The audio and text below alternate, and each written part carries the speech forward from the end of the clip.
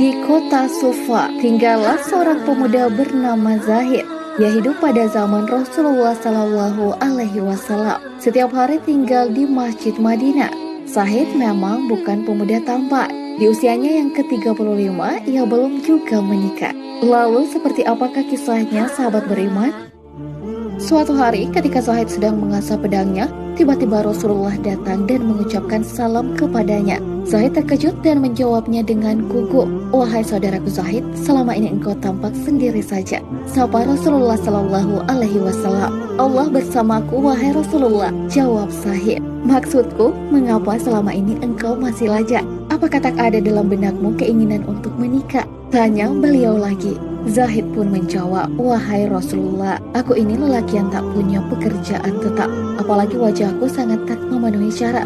Siapa wanita yang mau denganku? Mudah saja kalau kau mau," kata Rasulullah menimpali. Zahid hanya termangu. Tak lama kemudian Rasulullah memerintahkan pembantunya untuk membuat surat lamaran untuk melamar wanita bersama Zulfa binti Sa'id. Ia anak bangsawan Madinah yang terkenal kaya raya dan cantik jelita. Surat itu pun diberikan kepada Zahid untuk kemudian diserahkan kepada Sa'id. Setiba di sana ternyata Sa'id tengah menerima tamu. Maka usai mengucapkan salam, Zahid menyerahkan surat tersebut tanpa masuk ke dalam rumah. "Sa'id saudaraku, aku membawa surat untukmu dari Rasulullah yang mulia," kata Zahid. Sa'id menjawab, "Ini adalah kehormatan buatku." Surat itu dibuka dan dibacanya. Alangkah terkejutnya Sa'id usai membaca surat tersebut. Tak heran karena dalam tradisi bangsa Arab selama ini, perkawinan yang biasanya terjadi adalah seorang bangsawan harus kawin dengan keturunan bangsawan pula. Orang yang kaya harus kawin dengan si kaya juga. Itulah yang dinamakan sekufu atau sederajat. Akhirnya Sa'id bertanya kepada Zahid, "Saudaraku, betulkah surat ini dari Rasulullah?" Zahid menjawab, "Apakah engkau pernah melihatku berbohong?"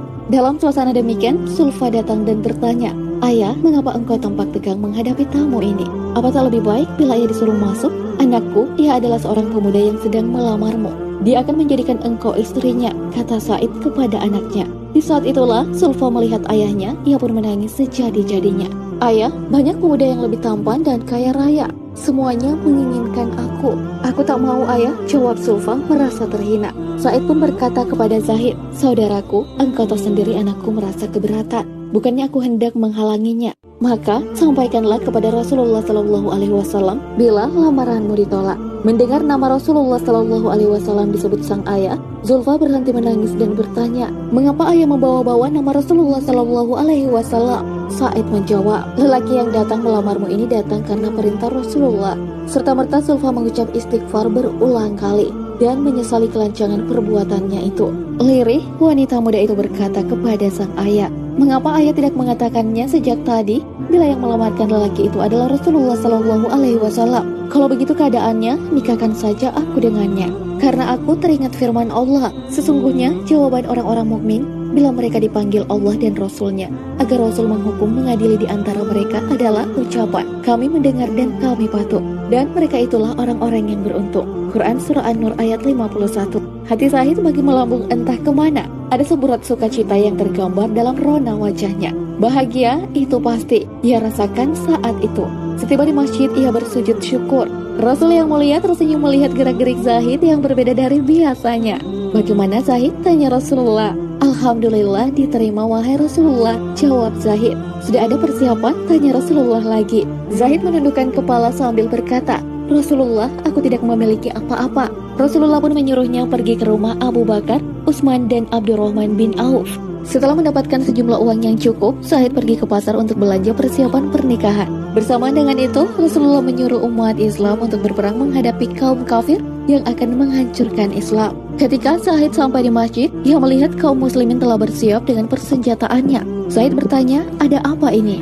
Sahabat menjawab, "Zahid, hari ini orang kafir akan menghancurkan kita.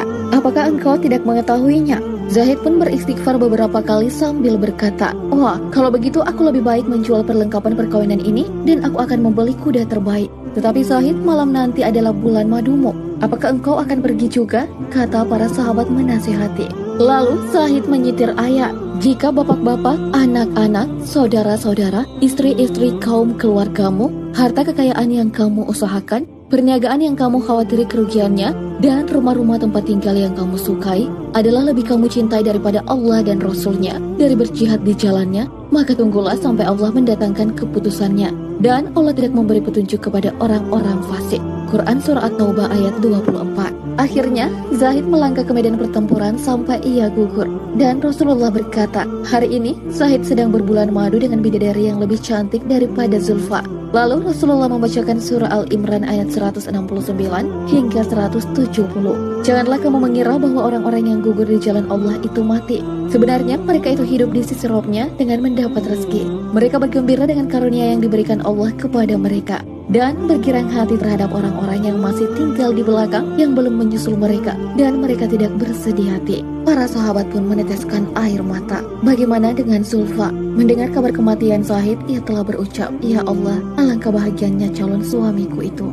Andai aku tak dapat mendampinginya di dunia, izinkanlah aku mendampinginya di akhirat kelak." Wallahu a'lam bissawab.